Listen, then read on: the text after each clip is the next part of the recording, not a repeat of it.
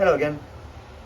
Yesterday I drew my sketch and today I just cut it out roughly and draw my sketch on my stainless steel billet, which is 3 millimeters.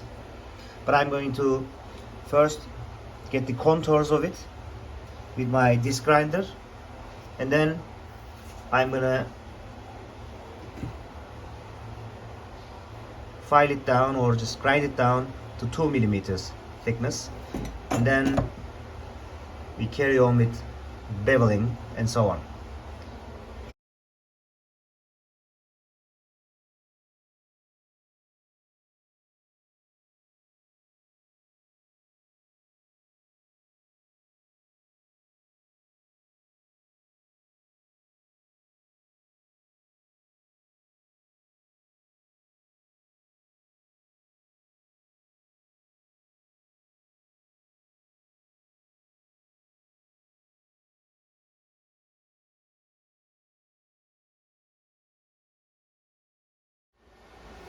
Okay, now that we finished our disc grinding part, I still can see the outlines of it, which is the good part of using a pencil instead of an ink, which may burn with the heat.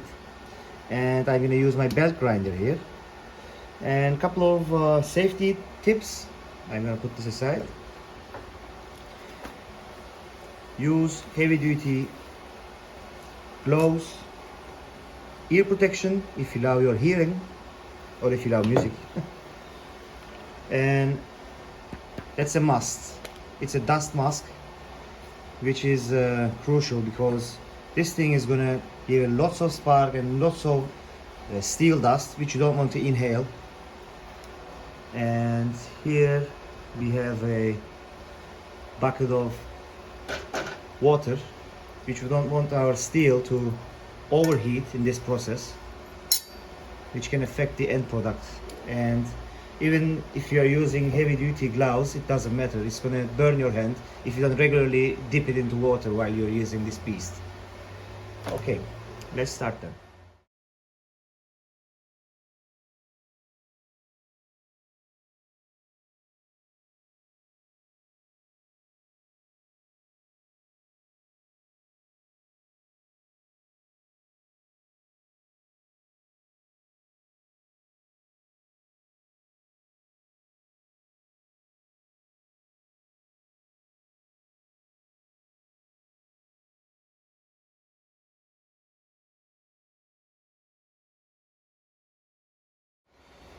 So, in two-dimensional, it's nearly finished.